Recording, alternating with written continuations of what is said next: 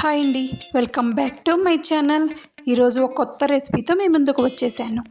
ఆ రెసిపీ పేరు ఏంటంటే బాంబే కరాచీ హల్వా.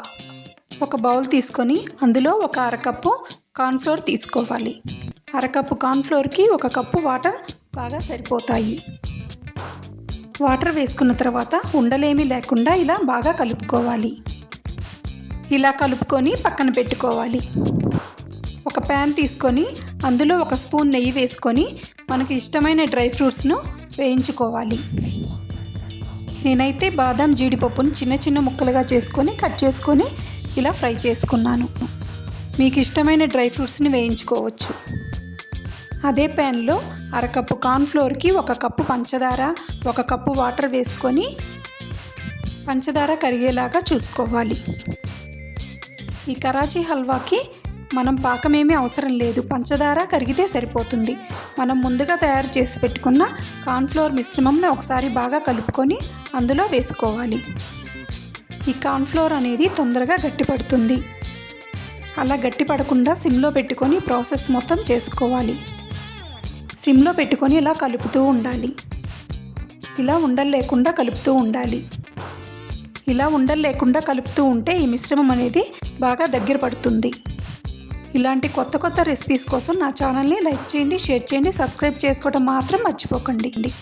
ఈ కార్న్ఫ్లోర్ మిశ్రమం దగ్గర పడిన తర్వాత కలర్ వేసుకోవాలి. ఫుడ్ కలర్ అది ఆప్షనల్ మాత్రమే.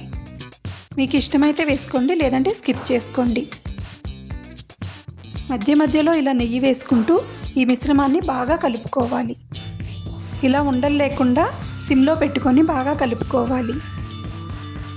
ఒక 5 నిమిషాల తర్వాత ఇంకో స్పూన్ నెయ్యి వేసుకొని బాగా కలుపుకోవాలి. ఈ మిశ్రమం అనేది బాగా దగ్గర పడుతుంది. ఇలా కలుపుతూ ఉంటే ఈ మిశ్రమం బాగా దగ్గర పడుతుంది. మనం ముందుగా వేయించి పెట్టుకున్న డ్రై ఫ్రూట్స్ని ఇందులో వేసుకొని బాగా కలుపుకోవాలి. ఈ హల్వాకి నెయ్యి అనేది 3-4 స్పూన్లు పడుతుంది. మనం కొంచెం కొంచెంగా వేసుకుంటూ బాగా కలుపుకోవాలి. ఇలాంటి బౌల్కు నెయ్యి అప్లై చేసుకొని పక్కన పెట్టుకోవాలి. మనం ముందుగా రెడీ చేసుకున్న ఈ హల్వాను ఇందులో వేసుకోవాలి. ఈ హల్వాని ఇందులో వేసుకొని బాగా స్ప్రెడ్ చేసుకోవాలి. పైన కొంచెం నెయ్యి వేసుకుంటూ ఈ మిశ్రమాన్ని బాగా స్ప్రెడ్ చేసుకోవాలి. ఇలా స్ప్రెడ్ చేసుకున్న తర్వాత ఒక 10 నిమిషాలు పక్కన పెట్టి ఉంచాలి. ఇలా ఒక 10 నిమిషాలు పక్కన పెడితే ఇలా బౌల్ నుంచి సపరేట్ అవుతుంది. సపరేట్ అయిన తర్వాత మనకు కావాల్సిన షేప్లో కట్ చేసుకోవటమే. అంతేనండి, ఎంతో టేస్టీ అయిన కరాచీ హల్వా రెడీ. ఈ కరాచీ హల్వా అనేది చాలా టేస్టీగా ఉంటుంది. ఒక్కసారి ట్రై చేసి ఎలా వచ్చిందో నాకు కామెంట్ బాక్స్లో కామెంట్ చేయండి. Thank you for watching.